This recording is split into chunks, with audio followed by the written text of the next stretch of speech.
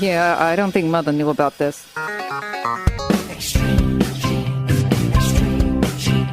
Uncle Marvin was strangled by his own beard.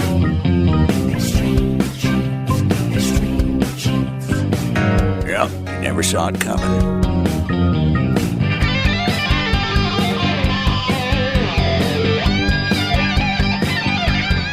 And welcome, America, to America's family history show, Extreme Genes, and ExtremeGenes.com. It is Fisher here, your radio root sleuth, on the program where we shake your family tree and watch the nuts fall out. And what a guest we have today. We're going to do two segments with Dennis Culleton. He's a Connecticut man who has put together a thing called the Witness Stones Project. And what this is a way to commemorate where enslaved people lived and where they worked all throughout the state of Connecticut, and now it's spreading to other places as well. And it's a great way for students to learn about what was going on as far as enslavement went in New England. So it's a fascinating interview, and you're going to enjoy hearing what Dennis has to say coming up in about 10 minutes or so. And right now we have to get back out to Boston and our well-traveled chief genealogist from the New England Historic Genealogical Society and AmericanAncestors.org. It's the lovely David Allen Lambert. Hey, how are you doing, Fish? You sound pretty good. Last week you were still going through a little jet lag, but you sound pretty good now. So now we can ask you, what happened on the trip? Did you have some great discoveries in Scotland? No, I made some really great discoveries. My kids have ancestors from Scotland on their mom's side. And I made a discovery a couple of years back that one of her ancestors was killed in a railroad accident back in 1857. So when I was in the Library of Scotland in Edinburgh, I found a newspaper article about it. In fact, 10 different variations on it, which is the advice is look for more than the first article and seeing what other people have written in other adjoining papers, especially if it's closer to the scene. So this is the fatal accident on the Peebles Railway. On Saturday evening, a train from Edinburgh reached Ledburn Station about 10 o'clock. While the porters were moving some goods on the trucks, the main line to be taken off the train, one of them, Gibson Rennie, attempted to climb upon one of the trucks for the purpose of adjusting the brake, as there is an incline, and doing so, set his foot upon a rope. The rope slipped, he fell down among the wheels, received a deep gash in his throat, and when taken up, he was quite dead. Sir Graham Montgomery was in the train at the time, and having heard the man fell, was the first to call attention to the accident. Gibson Rennie was about 30 years of age, and has left a widow and 6 children to lament his loss. Wow, that's a great article. And the thing is, you were telling me earlier, this is not online.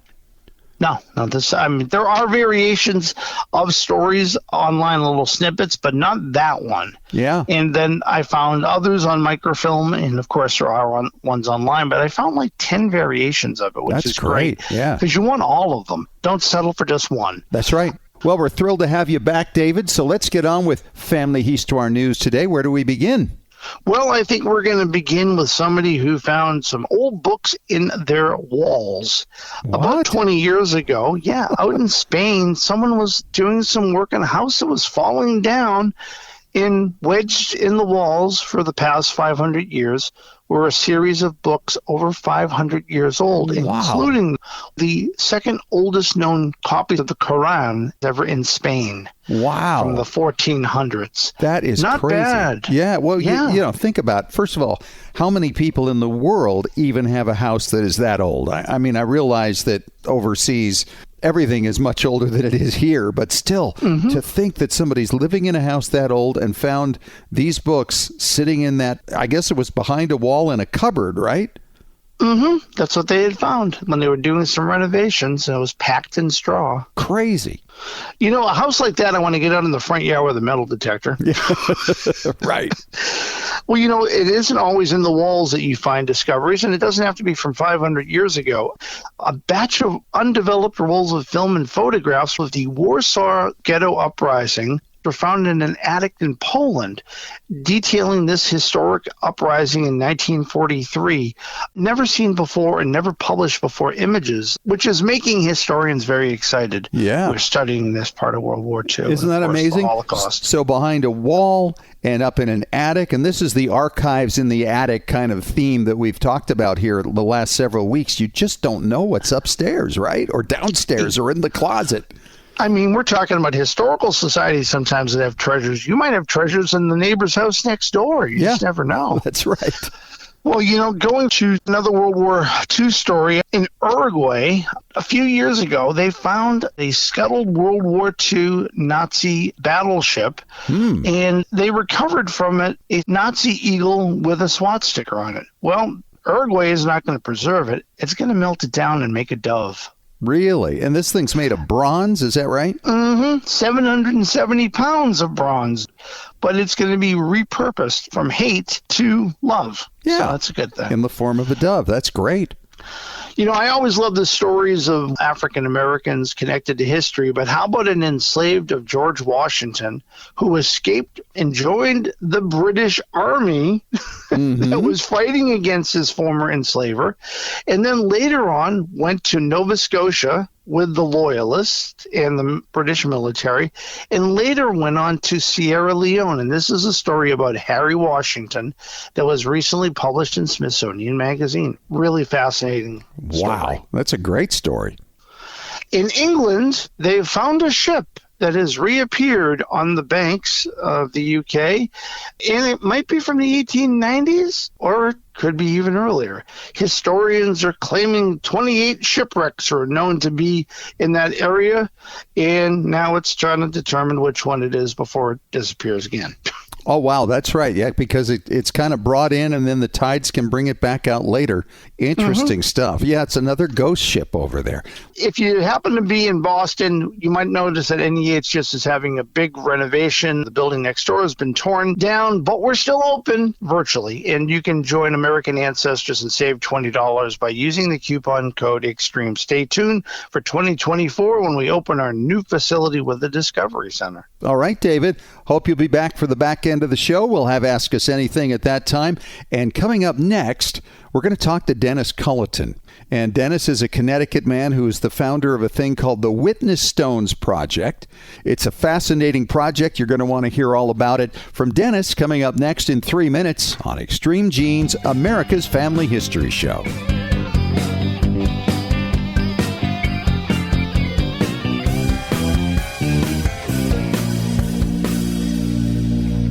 Are you stuck in your genealogy research, frustrated by those brick walls that just won't budge, or confused by DNA test results and don't know where to begin? The experts at Legacy Tree Genealogists are here to help you find your missing ancestors and complete your family tree. With over 18 years of experience, Legacy Tree has assisted clients in every state and nearly every country worldwide. We have a vast network of on-site researchers, so no matter where your roots lie, we can work to uncover the answers you seek. Picture the thrill of making that long-awaited connection, finally discovering the missing link to your relatives. That's the joy Legacy Tree brings to countless clients just like you. Whether you're a beginning or seasoned researcher, brick walls happen. But with Legacy Tree by your side, that aha moment is within reach. Visit legacytree.com to learn more about how to work with Legacy Tree Genealogists. Put your family history in our hands, and together we'll unlock the stories of your past. Get started today at legacytree.com. Hi, Genies. Fisher here, major fan of digitized newspapers. And how about a digitized newspaper site that has well over 800 million searchable pages? There is such a site. It's newspapers.com. They've got newspapers from all across the U.S., UK, Canada, Australia, and beyond. This is where you'll find those remarkable stories, plus birth and marriage announcements, obituaries, photos, ads, and so much more. Newspapers.com is where I found my great-aunt's marriage announcement, which was huge since her marriage was not properly recorded. And then there's the story of one relative's 50th anniversary party in 1900, with a list of all the attendees and gifts. Newspapers.com is like that box of chocolates we always hear about. You never know what you're going to get. What will you find? Sign up now at newspapers.com. Use the coupon code EXTREME at checkout to get a special extended 20% discount on a Publisher Extra subscription. Hey, Genies, as we've dug into our family history explorations over the past year, our community at Genealogy and Family History Breakthrough Strategies has taken off. This is where you can meet like-minded genealogists who can help you break through those brick walls and find a whole city behind it, occupied by ancestors whose names you don't even know yet. This is where you can learn from your fellow genies and ask questions, because many in our community have already been into some of the records you're looking for. Genealogy and Breakthrough Strategies is free. What a great place for brainstorming and getting to know other people who totally get your passion for family history research. If you're looking to take the next step in sharpening your skills, here's a great chance to learn from others and give back in areas you've already become expert in. So join us. That page again is Genealogy and Family History Breakthrough Strategies. It's a long name, but we cover a lot of territory. Genealogy and Family History Breakthrough Strategies.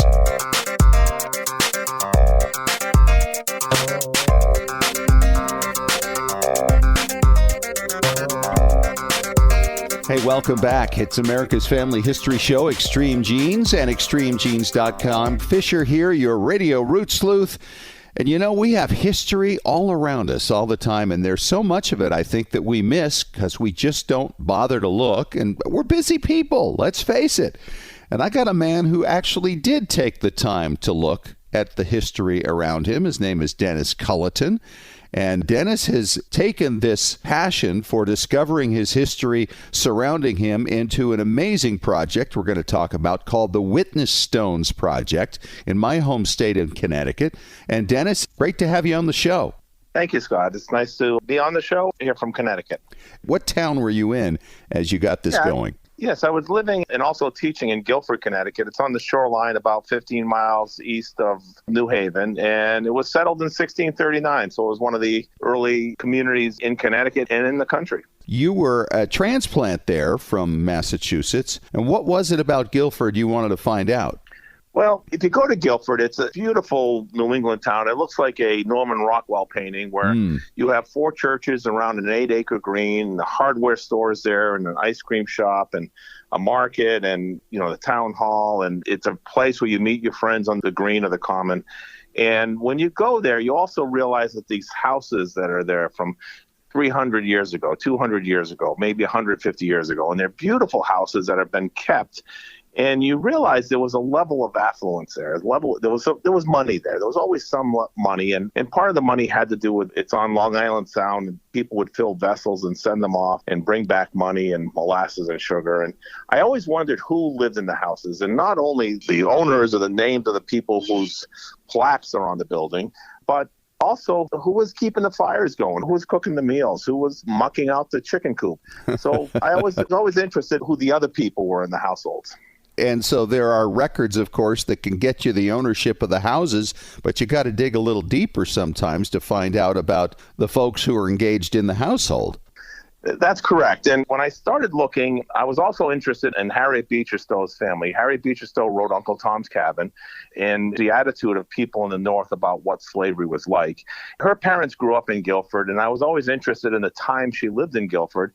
And when you look deeper into her story, she's interviewing her father for his autobiography, and he says, there were slaves in Guilford. And that was a shock to me. I didn't realize that in that part of the world, in that part of New England, or in New England at all, that there had been enslaved people. And once I started looking at her story and her family story, I went to the town historian and I said, were there slaves here? And he said, yes, go in the property vault of the town clerk's office and you'll find manumissions, you'll find emancipations of enslaved people. And that was really a starting point for the work we were doing. Wow. And you say how many people were involved in this research?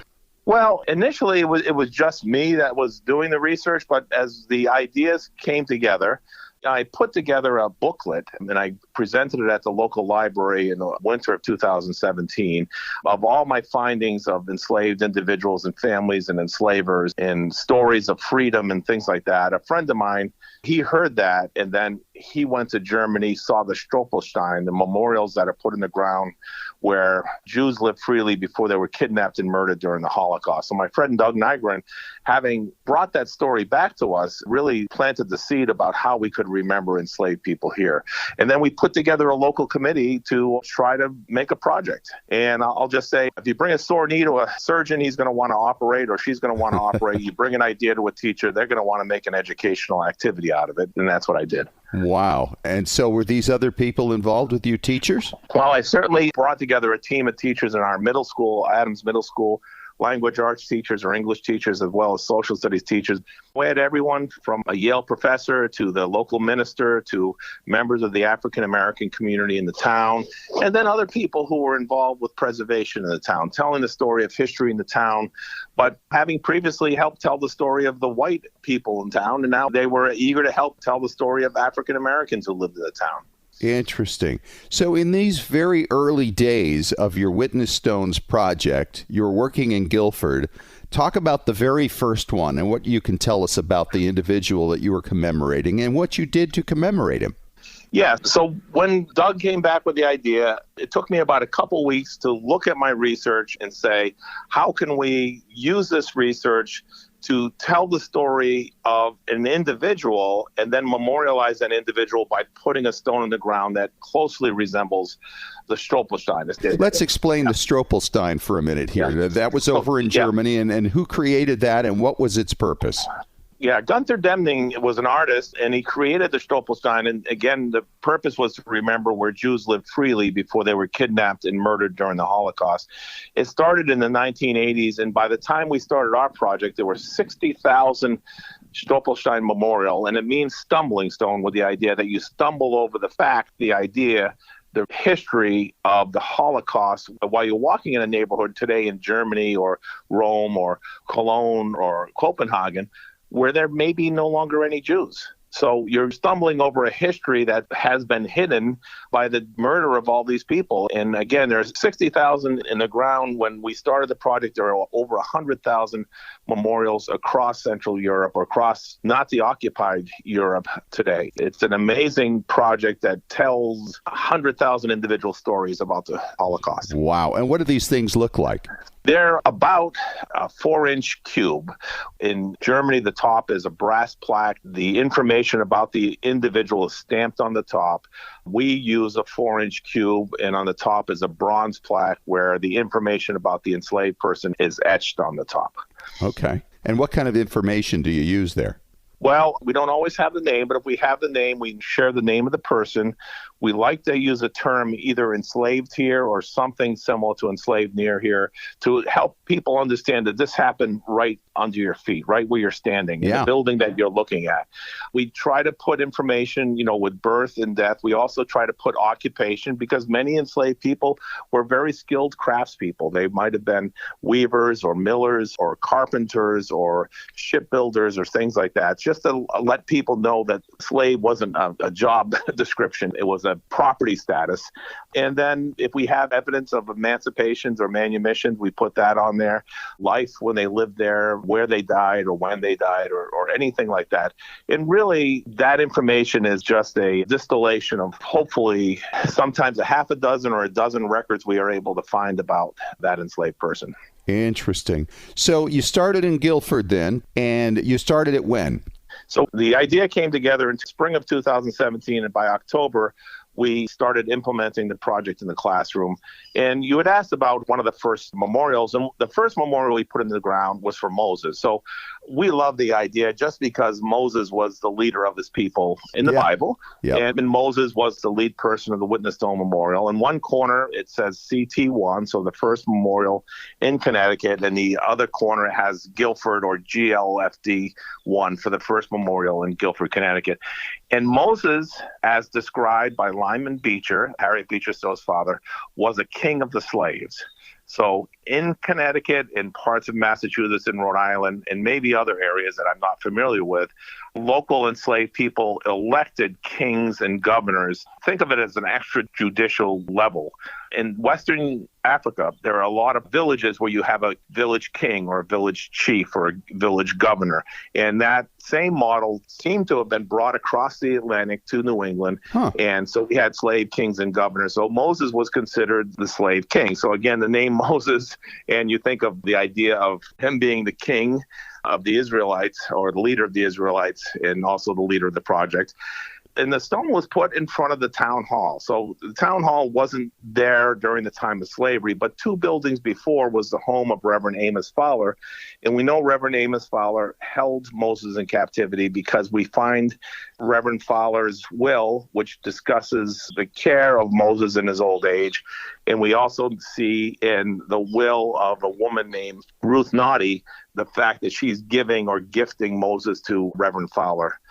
But really more interesting is that Lyman Beecher's autobiography we spoke about earlier talks about Moses and says Moses ran the farm, kept the account, rang the church bell, sent Priest Fowler's son Johnny to college, was a factotum, which means a jack of all trades, and remained a slave because he was king. So Moses, within the confines of the institution of slavery, did all those things, and that little college that Johnny Fowler went to was Yale. So he helped pay the tuition of his enslaver's son to go to Yale. And this is all given to us by Lyman Beecher, who lived in Guilford during the time when Moses was still alive. Wow. So this was really well documented, wasn't it, for those times? You don't get that very often. No, although the people who settled New England, the Puritans, the British Congregationalists, they did keep pretty good records, and the towns did. So we have records of Moses' death, of Moses' birth. We have information about his parents. We know about his brothers and sisters. And we know so much about Moses and his family that we've traced his sister's line, so Moses' sister Flora line, all the way to the present. So we have 11 generations of Moses' family as part of the Witness Stones Project. And our board chair is the 9th generation descendant of Moses' parents, Montrose and Phyllis. Wow. And she was the commissioner of social services in Connecticut, and she was a state representative, and her father was a Tuskegee Airman. So it's like this fantastic American story. Yes. That had been hidden from us until we started looking.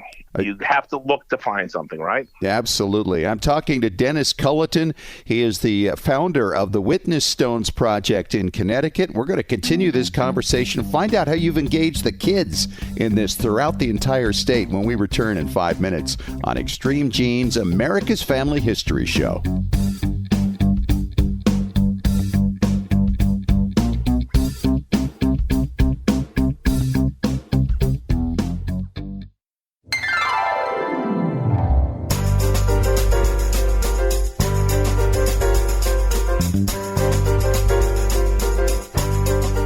Back on Extreme Genes, America's Family History Show. It is Fisher here talking to Dennis Culleton. He is the founder of the Witness Stones Project in Connecticut. It started in Guilford, Connecticut, where Dennis was a school teacher there, basing his idea of memorializing the places where enslaved people had lived and worked back in the early days of New England.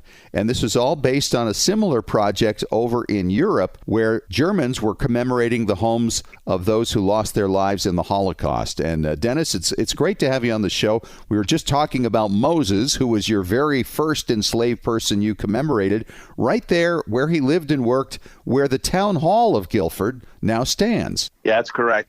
I think it is such an important story for everyone to learn, and especially for the students, because in the past we've done a really good job of talking about the bad, well, not a really good, we've done a service to talk about slavery in our textbooks, but we don't always reach into the ideas of the humanity of the enslaved people and their agency, their resistance. So it gives us an opportunity when we learn about someone like Moses, who was an amazing citizen and resident of Guilford, even within the confines of slavery. And those stories are important for us to share. Sure. So when you started this whole thing with your students about 5 years ago, tell me about the first one and how you presented this to the class and what went on from there.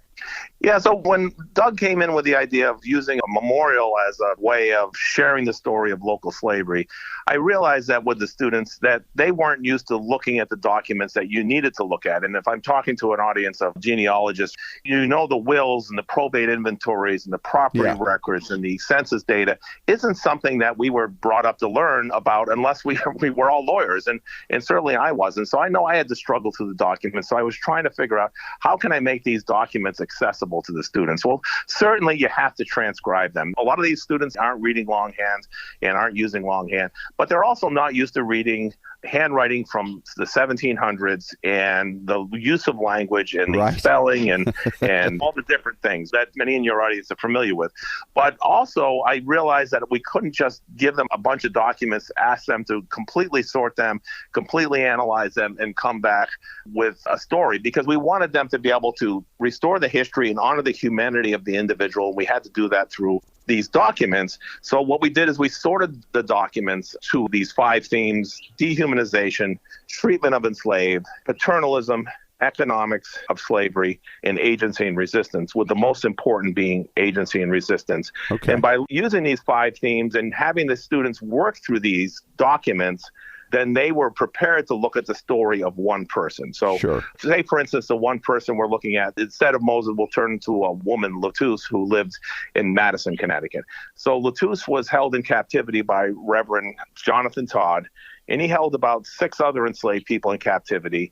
And at his death, he gave them their freedom conditionally. And what that means is he said in his will that, I want Latouche and Tamer and other enslaved people that he held in captivity, I want to give them their freedom. I want them to have this property. I want them to have this cow, and I want them to have the means of production, spinning wheel and loom and things like that. But I'm only offering that to them if they keep their end of the bargain, which would be that they had to not be a burden on the estate. Because in the laws in those days in Connecticut is if you freed somebody, then you were responsible for them in their old age, or responsible for them if they came to want. So we wanted to share the story of Latouche with the students, because not uniquely, but in a rare case, Latouche was freed twice.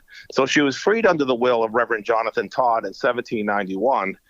But in 1792, the state of Connecticut wasn't happy that after the Revolution, more people weren't freeing their enslaved people. So they put an offer out to the citizens and said, if you have an enslaved person and they're between 25 and 45 and they're of good health, you can free them and not be responsible for them in their old age. Okay. So Latouche was freed in the will, but then after Reverend Todd dies, his nephew, also attorney Todd, frees Latouche again, so he isn't going to be responsible for her in her old age. So she lives freely for another 20 years, but then ends up in the poorhouse, where her children at the time were bound out from her. They were taken from her and they were rented out to other people. So it had some good parts and bad parts. She was freed once, she was freed a second time. She was able to live freely in a society that, being a free African American, wasn't necessarily the easiest thing to do. Right. She ends up in the poorhouse, and at the end, we wanted to put her skill, which was something like a weaver and a spinner, and put the dates that she was freed, 1791, 1792, and other information. And the kids came back and said, well, we want to put mother. So we want to put Latouche, and then as our occupation, we want to put mother. So I went back to them. I said, well, mother is, kind of a common occupation. So let's do something like weaver, like maybe weaver and mothers, show that she had other skills too. And the kids came back and they said, we want to put mother, and we'll put mother and weaver. And I realized I was arguing with the kids about a historical figure who they, through going through the documents, had found her humanity, had started to relate her to their own mother. It's like, what would happen to my mother if she ended up in the poorhouse and we were found out and we were sent away from her? And so they started looking at her not as an other, not as a Negro servant or as a slave. They were looking at her as another mother, like their own. And I realized that I had to shut up at that point and let the kids lead, right? Because, And they're what? They're high school kids, right? Well, they were 13-year-olds. And they're telling me the meaning of the story I'm trying to get them to tell. The meaning of the story is here's a woman who persevered through a very tough life, and that she should be remembered for that part of her humanity. And I was trying to play historian. Let's look at the facts, and they were looking at their heart. And, wow. And God bless them, right? And, yes. And that's when adults, you got to let the kids lead sometimes. As a teacher, though, that had to be a wonderful moment for you to realize that they were teaching you and that you had given them this opportunity to analyze this material and come to that conclusion themselves. It was humbling and gratifying at the same time. Sure, I bet. I'll say this project continues to do that. We hear students say, when they're telling the story of African Americans, I'll say especially students of color, who oftentimes either don't see historical figures that they want to talk about in the textbooks of people of color, but they also have always learned about the victimization of enslaved people, not who they were, not what they did, and not how they contributed. We've had students say, this is the first time history made sense to me, or is this the first time I cared about history? Interesting. Wow. What a win. And we have teachers say, this is the most important work I've ever done. And it is gratifying. So the project is now spread throughout the state of Connecticut, and these little monuments are all over the place. How many do you have up throughout the state? Well, we have about 170 in Connecticut, but we are working in 4 other states right now. Okay.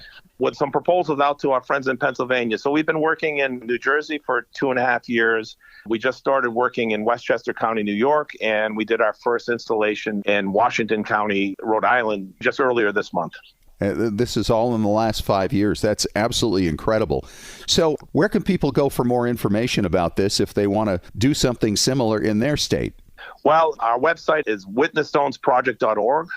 Or if you just Google Witness Stones and look for witnessstonesproject.org, we pop up.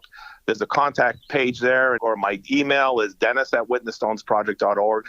We have spoken to people pretty much up and down the East Coast, and now it's starting to spread a little bit further. Each state is a new challenge. I'll say slavery is different in every region and every state and every county and every community and every household. Well, what an inspired teacher you have been, Dennis, and congratulations on this. And to all of your people at the Witness Stones Project, I wish you the best of luck, and I so appreciate your coming on Extreme Genes and talking about it. Well, thank you, Scott, and I really appreciate your interest in it. And for those who do genealogy, these community genealogists do some fantastic work out there, and we depend on them to show us where the bodies are, I guess, in a way of different communities. So thank you so much for helping me reach that community. All right. He's Dennis Culleton, the head of the Witness Stones Project. And coming up next, David Allen Lambert returns for another round of Ask Us Anything on Extreme Genes, America's Family History Show.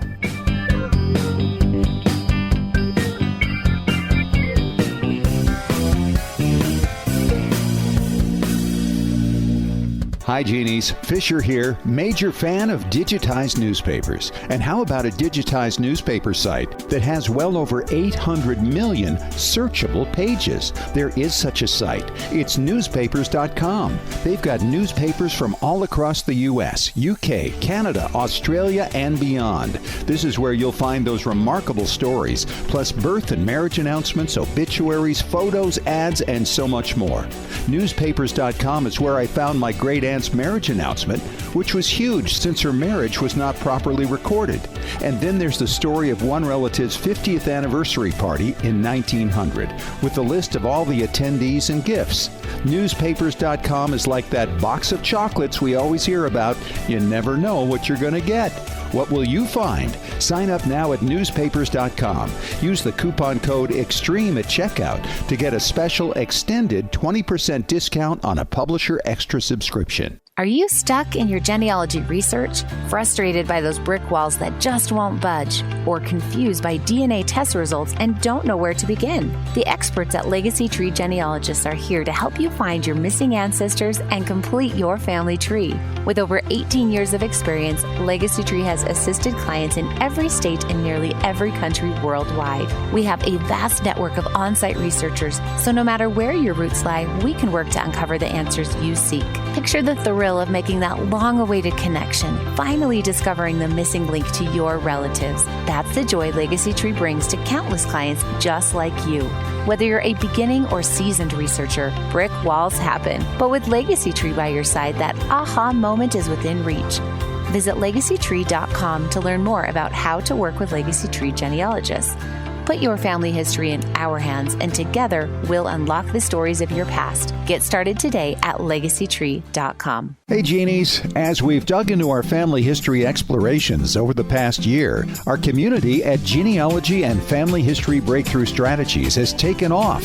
This is where you can meet like-minded genealogists who can help you break through those brick walls and find a whole city behind it, occupied by ancestors whose names you don't even know yet. This is where you can learn from your fellow genies and ask questions, because many in our community have already been into some of the records you're looking for. Genealogy and Breakthrough Strategies is free. What a great place for brainstorming and getting to know other people who totally get your passion for family history research.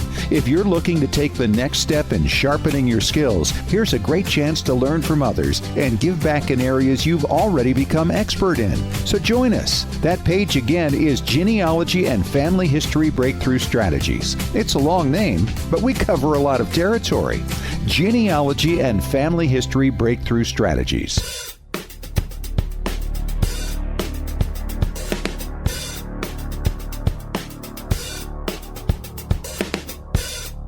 All right, we're back for Ask Us Anything on Extreme Genes, America's Family History Show, and ExtremeGenes.com. Fisher here. David Allen Lambert is back. And here we go, David. This question comes from San Diego, California. It's Luann, and she says, guys, I believe my ancestor was a colonial tavern keeper. I had one of those. And how can I find out if he really was? Luann. Well, you know, it's interesting. The colonial taverns do have a lot of records. Yes, they do. One of the main things you have to find is that they had to have a license to keep a tavern. Yes. So, like in Boston, for instance, tavern keeper licenses show up in the Boston town records. But how about if you had something that went on in your tavern that was kind of newsworthy? Well, ancestrysnewspapers.com is going to catch your tavern keeper's events, maybe when they opened the tavern, maybe when they closed it, maybe when someone was killed in the tavern. So there's all sorts of different angles, because you're dealing with colonial era, that you have newspapers since 1704, so you can use those as well. Yeah, and these taverns often included basically what we would call today a bed and breakfast, right? Mm-hmm. They did, yeah. They would have the occasion to stay at the tavern itself above, and they would have you often sleep in a bed with more than one person. Yeah, that's right. That would be your board, and you would basically have your meal there in the tavern itself, and if you incurred any beverages, that would be tagged onto your bill of fare, essentially. Yeah. I had a relative who was a female tavern owner.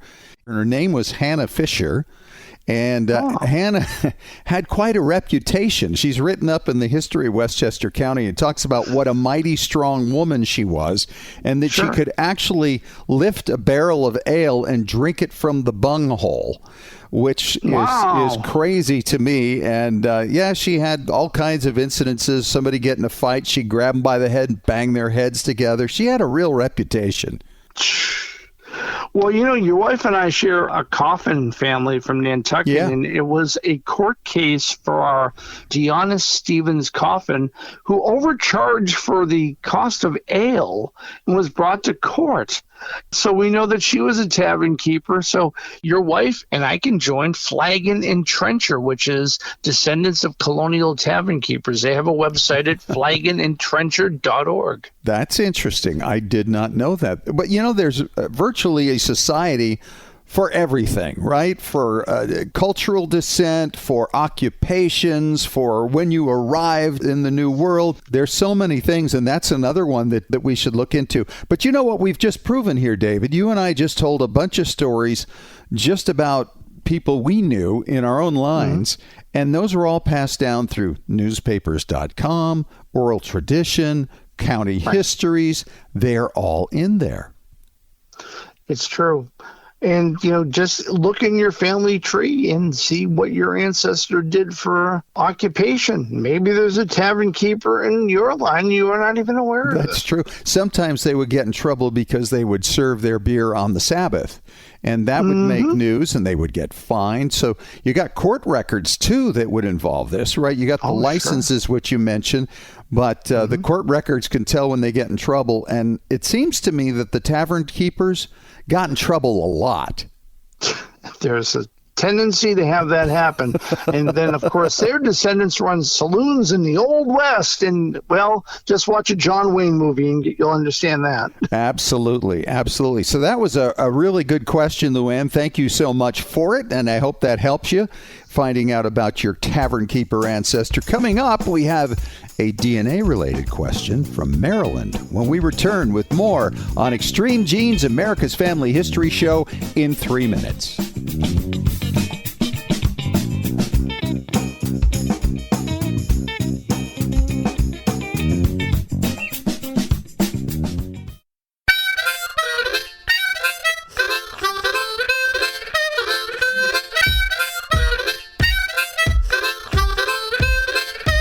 All right, back for our final question this week on Ask Us Anything on Extreme Genes, America's Family History Show, and extremegenes.com.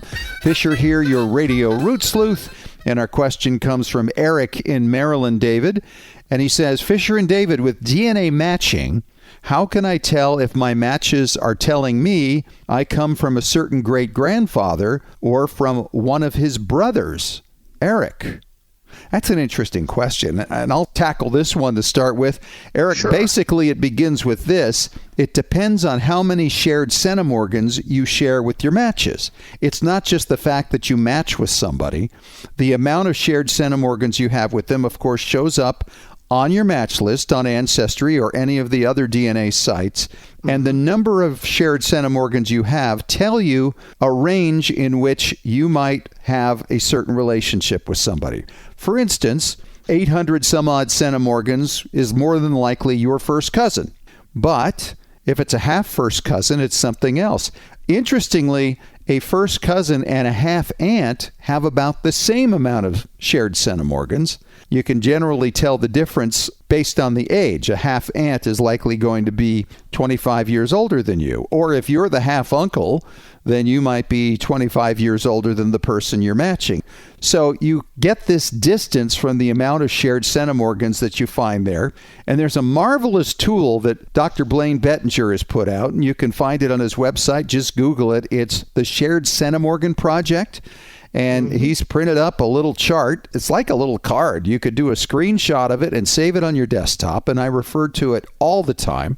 And Dr. Bettinger basically went and surveyed some 10,000 people who had done DNA tests. And they happened to know who certain relatives were within those DNA tests and figured out the average for, say, a third cousin. And a third cousin once removed, or a second cousin twice removed. And what is the range, the lowest and the highest that he saw out of that entire survey. And this is enormously valuable to you and even more accurate than, say, what you would get on Ancestry.com. And I love the way that he updates that form. So it's not just something cut in stone forever. He's constantly making changes to it. He is, again, one of our leaders in the field of DNA research, so I always turn to his work. Absolutely. We have the same problem with the SAR, with DNA, because people will say, well, I have a Y DNA test, so I have to be related to the soldier in the Revolutionary War. No, yeah, sure, maybe the soldier was born in 1755, but how about if you actually descend from his brother who was only 3 years old when the war ended? Mm-hmm. Because you're going to have the same Y DNA. Right, that's true. It makes it very, very tough to rely solely on DNA information. So you have to use it with other documents to strengthen your case. That's right. And what Eric says here, he's asking about DNA, and I'm assuming he was talking about autosomal, but when it comes to Y DNA, that's a whole different story, right? Oh, yeah, you really can't tell that well. You kind of need the Y DNA in combination with the autosomal and with records. And that could be a way to do it as well. He also doesn't mention in here, he talks about the great-grandfather, but doesn't say great-grandparents. So I don't know if this is a half step. So you have those when you get into DNA matching. They're half relationships all the time. And the more distant they get, it's really difficult to tell a half-step match from a full step match. So it's a little complicated. You got to get a little education, but there's plenty to be found for free on rootstech.org year round. You can get it right now. So check that out. David, thank you so much for joining us again. And we will talk to you again next week for our 10th anniversary show. Can you believe it? Unbelievable. What a amazing decade it's been. It has been indeed. We will talk to you then. And thanks to you for joining us this week. We appreciate that. If you missed any of the show, of course, catch the podcast on Apple Media, iHeartRadio, ExtremeGenes.com, TuneIn Radio. We are all over the place. Talk to you again next week. Thanks for joining us. And remember, as far as everyone knows, we're a nice, normal family.